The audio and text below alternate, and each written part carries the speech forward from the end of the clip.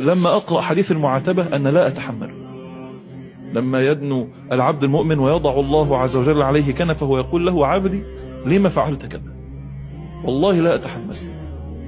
كيف يتحمل الإنسان أن يقول الله والله لو قال لي والدي لما فعلت كذا لاضطرب قلبي ولما أطاقت جوارحي، فكيف أتحمل أن يقول لي ربي جل جلاله يوم القيامة: عبدي لما فعلت؟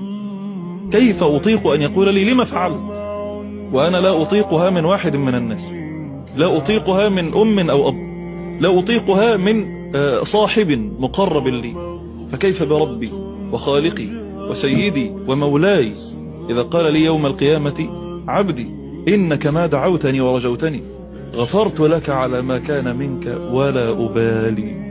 ما أجملها، ما أرقها، ما أعذبها.